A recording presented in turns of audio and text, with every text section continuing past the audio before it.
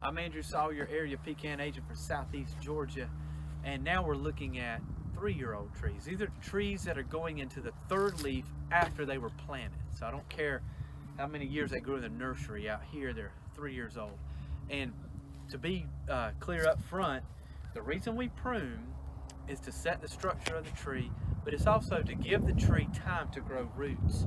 So the pruning now is the most critical pruning you do. If you miss this, everything gets worse after this. So when a tree is planted, for the first 4 years, it's mostly growing roots, not shoots.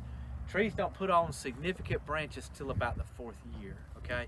So when we plant, that's why we cut the tree completely off at about chest high. We're pruning the roots, we're transplanting it, it's a lot of shock there, and that tree has to get water up here, and that's why we cut it back so far.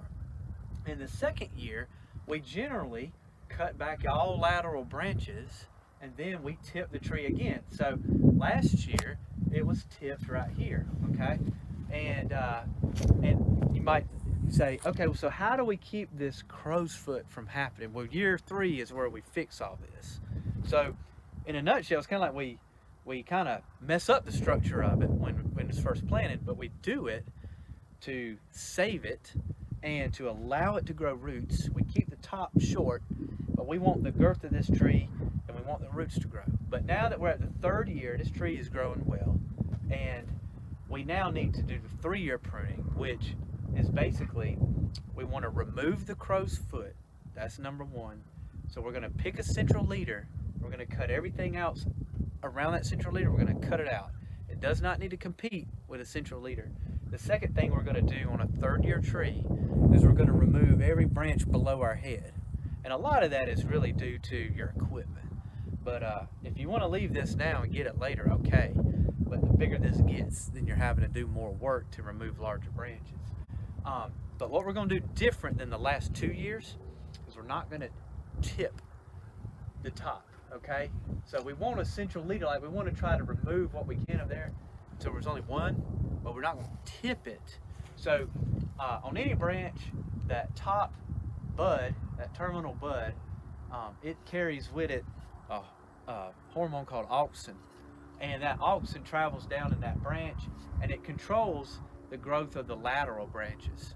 And so when the trees are young and we plant them and then we tip that tree or cut it in half, we remove that. And that's why you get these crow's foot like this. That's what we call it, because they're all coming out of that point. But if we leave all of that, there's a lot of included bark here that we talked about with the larger trees, and that can easily break. So the more pruning you do in year 1, 2, and 3, the better it is for the tree. If you let these trees go and get into years after, 6, 7, 8, it's just hard to correct these things. So to make it easy, I'm gonna start with a crow's foot. I look at each branch, and it really, at this point, almost doesn't even matter which one we pick because it's so young. It's got a lot of growing to do. But I like to pick the one that's probably got the larger circumference or girth on this. And this one in the middle is obvious because the wood kind of runs straight up through it. So this is going to be my main branch. So I'm going to now remove everything around it. So we want to cut them back as close as we can so it doesn't sprout out. And you're never going to get perfectly in there, but just do it as close as you can. And here's the other side of that.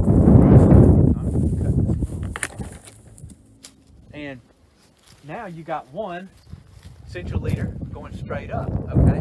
So the other thing we do on a 3-year tree is, like I said, cut everything below head high. To be honest, sometimes this is where people question everything. Oh, should I take that branch or should I not? Well, the thing about it is this tree's got a lot of growing to do. So my theory on pruning is when you're in doubt, cut it out. Trees like to be pruned.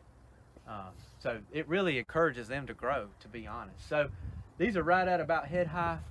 They're not too competing with that, but if they were as tall as that central leader, I would definitely want them out. I'm kind of in between, so cut them out. It's not a hard thing. Actually, I'll show you something right here. This branch, any angles, the tighter the angle of the branch, you'll get that included bark in there. So anything this is probably 45, but if it's 30 or less, I definitely would take it out. And again, when they're young, it's easier to do. The older they get, it's harder to do. And there's a good example. Here's one that's really tight angle. So if this gets bigger and bigger and bigger, this is going to split when you get a straight line wind. And even if we don't have a hurricane, you're going to get straight line winds. So you see how close I'm trying to cut it? It ain't perfect, but what'll happen is this is going to grow over that. So you're hardly going to notice this in the future. So I'm just going to take these off because we're already in here. And that is it. If I could reach up there, I would prune the branch. Let's see if I can reach it. You're going to get injured. There it is. And that way you got one branch up there that's saying, hey, I'm the leader of all of this. And there's a little one there I can't reach, but this is clearly going to be the leader. And anything up there is fine, so I'm just leaving those two. They're not competing with it. This is the proper way to prune a 3-year-old tree.